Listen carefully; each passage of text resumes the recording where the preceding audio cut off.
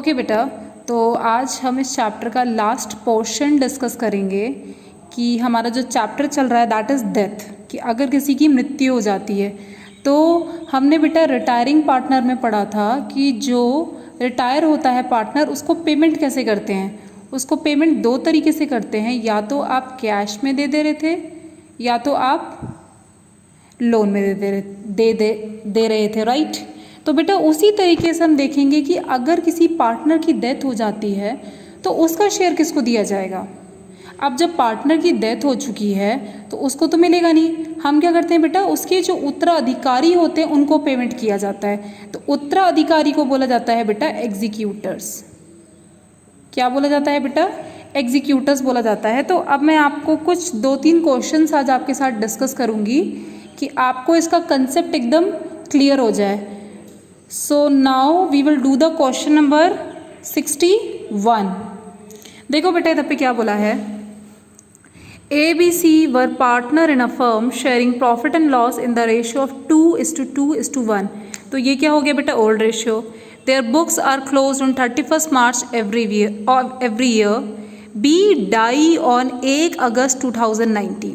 Okay, तो बेटा अगर हम इस क्वेश्चन में देखें, डेथ किसकी हो रही है? बी की हो रही है, और इसकी डेथ हो रही है 1 अगस्त 2019। बेटा डेथ के केस में डेट बहुत मैटर करती है, यानी अगर मैं इसकी बात करूँ तो आपका अकाउंटिंग पीरियड क्या चल रहा है? आपका अकाउंटिंग पीरियड चल रहा है 2090 से 2020, ठीक है। अकाउंटिंग क्योंकि बेटा 2019 में डेथ हो रही है, तो 2019 और अगर हमारा मार्च में ख़त्म होता है, अप्रैल मार्च में ख़त्म हो रहा है, तो ये पीरियड क्या हो जाएगा?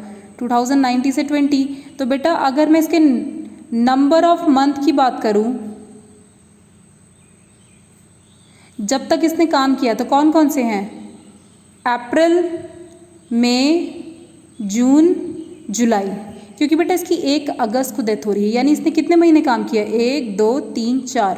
तो बेटा आपकी जो कैलकुलेशन होगी वो ऑटोमेटिकली कितने महीने की हो जाएगी बेटा? 4 महीने की हो जाएगी, 4 मंथ की हो जाएगी, ठीक है बेटा। अब देखो आगे क्या बोला गया है, द एग्जीक्यूटर। एग्जीक्यूटर बेटा कौन को किसको बोलते हैं? जो उसके उत्तराधिकारी होते हैं। The executor of B was are entitled to his share of capital. उसको क्या क्या मिलेगा बेटा? शेयर ऑफ कैपिटल मिलेगा।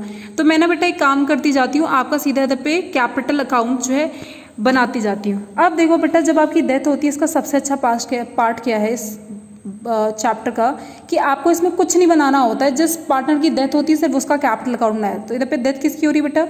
20 की, 20 कैपिटल अकाउंट। तो आप बेटा सिर्फ उसका ही कैपिटल अकाउंट प्रिपेयर करते हो, ठीक है। तो देखो बेटा इधर पे क्या बोला जा रहा है, first point, his share of capital, यानी एग्जीक्यूटर्स को क्या क्या देंगे बेटा? कैपिटल देंगे। कितना है कैपिटल? 4 लाख। तो आप क्या लिखोगे बेटा? By balance BD। कैपिटल को कहाँ लिखते हैं बेटा? इधर पे, बाय बैलेंस BD।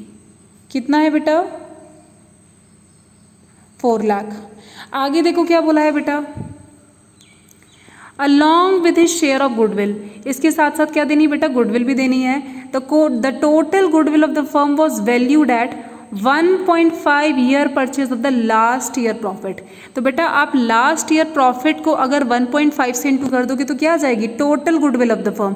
फिर total goodwill of the firm में से आप बी का शेयर निकालोगे। तो एक काम करते, अगले पॉइंट में देखो कहीं दे रखा होगा लास्ट ईयर का प्रॉफिट, हमें दे रखा होगा sales for the year 31 March 2019। Okay बेटा लास्ट ईयर, तो अगर हम करंट ईयर की बात करें तो हमारा करंट ईयर क्या चल रहा है? इसकी 2019 में डेथ हो रही है, तो हमारा करंट ईयर मैं कहाँ लिखूँ? आपको इधर पे लिखती हूँ। ओके इधर पे देखो बेटा हमारा करंट ईयर क्या है? आपकी डेथ हो रही है इसकी 2019 में, तो हमारा करंट ईयर है 1920, ठीक है।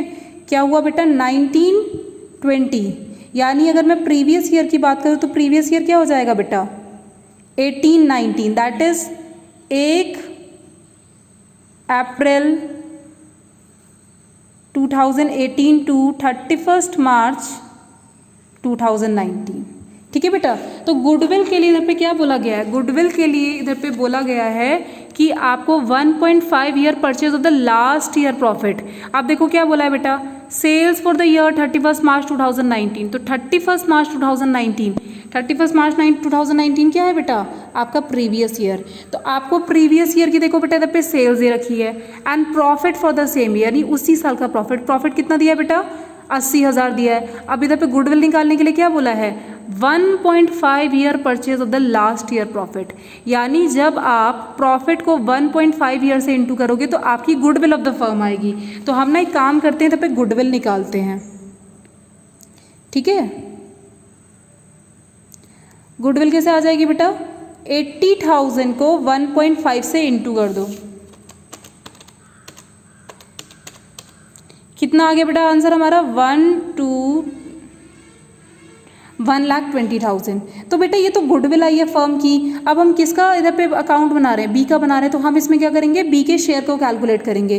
तो अगर बेटा मैं बी का शेयर इसमें कैलकुलेट करूं तो इसके शेयर से मैं क्या कर दूंगी, इसे इंटू कर दूंगी। और इसका शेयर कितना दे रखा है, इसका शेयर दे रखा है 2/5।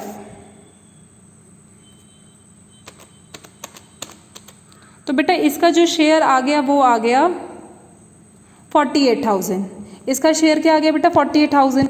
अब मैंने आपको क्या बताया बेटा कि गुडविल का जो ट्रीटमेंट होता है डेथ में वो एग्जैक्टली रिटायरिंग के जैसा होता है, रिटायरमेंट के जैसा होता है। हम क्या करते थे बेटा, जब ऐसा दिया होता था तो आपकी एंट्री क्या होती थी बेटा, जो आपका डिजीज्ड पार्टनर होता था उसको क्रेडिट करते थे। तो 20 कैपिटल अकाउंट, और इसका कितना शेयर है बेटा, इसका शेयर हमारा कितना निकला, हमारा निकला 48,000। जिसको कौन देता था बेटा, जिसको देते थे गेनिंग पार्टनर्स देते थे। अब क्योंकि बेटा इनका न्यू रेशियो इस क्वेश्चन में नहीं दिया हुआ है, तो जो आपका ओल्ड रेशियो होगा that becomes the gaining ratio. तो जो ओल्ड रेशियो होता है बेटा वही गेनिंग रेशियो हो जाता है और वही आपका न्यू रेशियो हो जाता है। तो अगर बी बेटा इधर पे रिटायर कर रहा है, आपका बी इधर पे डेथ हो रही है, तो गेनिंग पार्टनर कौन कौन हो गए, ए और सी। तो उनको क्या कर देंगे बेटा, हम डेबिट कर देंगे। तो एंट्री क्या हो जाएगी बेटा, एज कैपिटल अकाउंट, उसके बाद सीज कैपिटल अकाउंट। तो इनका इधर पे बेटा गेनिंग रेशियो क्या हो गया, इनका रेशियो हो जाएगा, देखो ओल्ड रेशियो क्या था 2:2:1, ये रेशियो दे रखा था बेटा, जिसमें से इसकी डेथ हो गई। तो अब गेनिंग रेशियो क्या हो जाएगा, गेनिंग रेशियो हो जाएगा बेटा 2:1। तो अब आप क्या करोगे, 48,000 को इसी रेशियो में डिस्ट्रीब्यूट करोगे। तो पहले हम ए का शेयर निकाल लेते हैं। ए क्या करेगा 48,000 इंटू 2/3, और उसी तरह सी का निकालेंगे 48,000 इंटू 1/3। तो ये कितना हो जाएगा बेटा, ये हो जाएगा 16,000 इंटू 2, 6 2 12, 2 1 3, 32। तो बेटा इसका कितना आ गया, इसका आ गया 32,000 और इसका कितना आ गया 16,000, ठीक है। तो बेटा ये गुडविल की एंट्री हो गई। अब बस आपको इसे कैपिटल अकाउंट में ट्रांसफर करना है। तो देखो बेटा हम किसका अकाउंट बना रहे हैं, हम बी का अकाउंट बना रहे हैं। बी के अकाउंट में बी तो लिखेंगे नहीं, तो हम जब बी का कैपिटल अकाउंट बना रहे हैं तो क्या लिखेंगे, ए कैपिटल और सी कैपिटल। तो आपका इधर पे आ जाएगा बेटा by A's capital and by C capital. A कितना दे रहा है बेटा 32 एंड 16, तो ये आपका आ जाएगा 32,000 और उसके बाद कितना आ जाएगा 16,000, ठीक है बेटा। अब आगे देखो क्वेश्चन में, आगे देखो बेटा क्या बोला गया है, his share of profit up to his date of death. हमें बेटा उसकी डेथ तक, जो उसकी डेट ऑफ डेथ है, डेट ऑफ डेथ क्या है बेटा 1 अगस्त को उसकी डेथ हो रही है, हमें किस बेसिस पे कैलकुलेट करना है बेटा, सेल्स बेसिस पे कैलकुलेट करना है। तो जब हमें सेल्स बेसिस पे अगर प्रॉफिट कैलकुलेट करना है तो हम क्या कैलकुलेट करते हैं, पहले आप निकालते हो प्रॉफिट रेशियो। क्या निकालते हो बेटा, प्रॉफिट रेशियो निकालते हो। तो प्रॉफिट रेशियो कैसे निकालते हैं, प्रॉफिट अपॉन सेल्स, और ये किसका होता है बेटा, लास्ट ईयर की, इनटू 100, ठीक है। तो देखो बेटा इधर पे लास्ट ईयर का हमारा प्रॉफिट कितना दे रखा है, लास्ट ईयर का हमारी प्रॉफिट दे रखा है 80,000 और सेल्स कितनी दी है बेटा 4 लाख, 80,000 अपॉन 4 लाख। तो हम क्या करेंगे बेटा, प्रॉफिट हमें दे रखा है 80,000 अपॉन 4 लाख इंटू 100, तो कितना आ गया बेटा हमारा आंसर? 20%। आ गया बेटा 20%। अब हमें क्या करना होता है बेटा, जिसकी डेथ हो रही होती है उसका शेयर कैलकुलेट करते हैं। तो उसका जब शेयर कैलकुलेट करना है, अगर हमें बी का शेयर कैलकुलेट करना है तो हमारा क्या आता था, हम लेते थे बेटा सेल्स करंट ईयर की इनटू परसेंटेज इनटू शेयर, यही तो करते थे बेटा। तो अब हम देखते हैं बेटा करंट ईयर की सेल्स कितनी दी हुई है और आपका प्रॉफिट परसेंटेज तो यही लग जाएगा और उसके बाद शेयर से कर देंगे। तो अब देखो बेटा इधर पे एक बहुत अच्छा पॉइंट दिया हुआ है और ये आपका लास्ट ईयर सीबीएसई का सैम्पल पेपर में क्वेश्चन आया था। आगे देखो बेटा, profit for the same year was 80। बेटा ये आपके पिछले साल का प्रॉफिट और सेल्स देखिए। अब देखो बेटा, sales show a growth trend of 25%। क्या बोला है बेटा, आपकी जो सेल्स हो रही है, सेल्स में 25% की बढ़ोतरी हो रही है। आपकी पिछले साल सेल्स थी बेटा 4 लाख। कितनी थी बेटा? 4 लाख। और अब बेटा ये बोला जा रहा है कि आपकी करंट ईयर में 25% आपकी सेल्स बढ़ रही है। तो अगर बेटा आपको इधर पे क्या बोला है, आपको करंट ईयर सेल निकालनी है और करंट ईयर में क्या बोला जा रहा है कि 25% बढ़ रही है। तो हम क्या करेंगे बेटा, 25% पहले से बढ़ा देंगे। तो अगर आप करंट ईयर की सेल्स निकालोगे, ठीक है, देखो बेटा पिछले साल की सेल्स कितनी थी? 4 लाख। और अब क्या बोला जा रहा है कि 25% बढ़ रही है। तो आप इस पे 25% कैलकुलेट करोगे, कितना आया बेटा? 1 लाख। यानी बेटा पिछले साल सेल्स 4 लाख थी, जिसपे 25% बढ़ोतरी हो गई। 25% कितना आया? 1 लाख। तो बेटा अगर मैं करंट ईयर सेल्स की बात करूं तो कैसे निकालेंगे? 4 lakh plus 1 lakh is equals to 5 lakh. समझ आया बेटा? ये मैंने 1 लाख इसमें ऐड क्यों किया? क्योंकि बेटा क्वेश्चन में बोला गया है कि 25% बढ़ रही है, तो पहले आप सेल्स का 25% निकालो और फिर उसमें ऐड कर दो। तो ये आ गई बेटा आपकी करंट ईयर सेल्स। ठीक है बेटा, आगे क्वेश्चन में देखो क्या बोला है। आगे क्वेश्चन में बोला गया है profit earning is increased by 4%। Profit कितने से बढ़ रहा है बेटा? 4% से बढ़ रहा है। अब देखो बेटा आपका जो प्रॉफिट परसेंटेज निकला था, प्रॉफिट परसेंटेज कितना निकला था आपका? 20% निकला था बेटा। प्रॉफिट परसेंटेज कितना निकला था? 20। और अब क्या बोला जा रहा है कि परसेंटेज भी आपका कितने से बढ़ रहा है बेटा? आपका बढ़ रहा है 4% से। तो अगर मैं प्रेजेंट की बात करूँ तो कितना हो जाएगा? 20% प्लस 4% इज इक्वल्स टू 24%। आया बेटा समझ? इस क्वेश्चन में बस यही 2 चीज़ें इंपॉर्टेंट थी। तो अब बेटा हम एक काम करते हैं, बी का शेयर कैलकुलेट करते हैं। बी का शेयर कैसे हो जाएगा बेटा?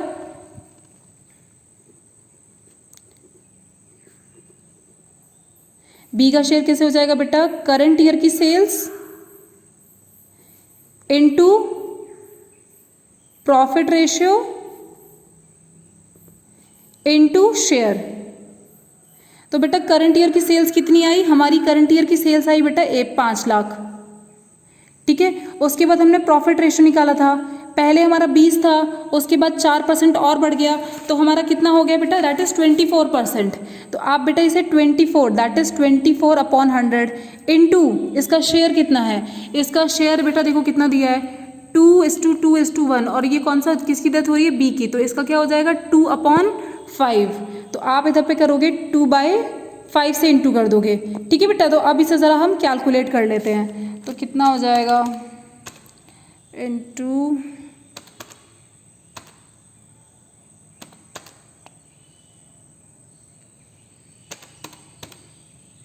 कितना आया बेटा? 48,000। कितना आया बेटा? 48,000। लेकिन मुझे एक बात बताओ बेटा, ये जो आपने सेल्स ली है, ये आपने पूरे साल भर की सेल्स ली है, लेकिन इसकी डेथ कब हो रही है बेटा? 1 अगस्त को डेथ हो रही है ना। तो आप पूरे साल भर का कैसे निकाल सकते हो? तो बेटा आपको टिल डेथ तक निकालना होगा। आप लिखोगे शेयर टिल डेथ, क्योंकि बेटा सिंपल सी चीज़ है, आप जब तक काम करोगे तब तक आपको दिया जाएगा। तो यहाँ पर इसने कब तक काम किया है? इसकी 1 अगस्त को डेथ हो गई है, यानी इसने अप्रैल, मई, जून और जुलाई, कितने महीने काम किया है बेटा? सिर्फ 4 महीने। तो बेटा ये जो 48,000 है ये 12 महीने का है। अब आपको इसे इसके नंबर ऑफ मंथ से इंटू करना पड़ेगा। तो 48,000 इंटू 4/12, तो हमारा आंसर आ गया बेटा 16,000। देखो आंसर देखते हैं हमारा आया कि नहीं आया। हमारा आंसर सही आ गया, B share of profit that is 16,000। ठीक है बेटा, तो अब जो इसका शेयर आया है 16,000, इसकी एंट्री क्या पास होगी? इसकी एंट्री पास होगी profit and loss suspense account DR to B's capital. कितना आ जाएगा बेटा? 16,000 और 16,000। ठीक है बेटा, तो ये आपका थोड़ा सा इम्पॉर्टेंट पॉइंट था। अब देखो बेटा ये देखो बेटा हमने इसका बैलेंस लिख दिया जो कैपिटल का था, इसको गुडविल का जो मिल रहा था। अब हम प्रॉफिट का लिख देते, तो पे क्या लिखेंगे? By profit and loss suspense account. तो कितना आ जाएगा बेटा? 16,000।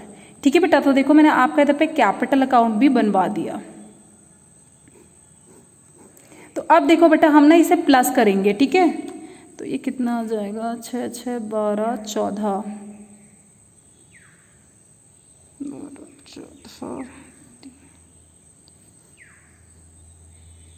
तो देखो बेटा टोटल कितना आया? टोटल आया 4,64,000।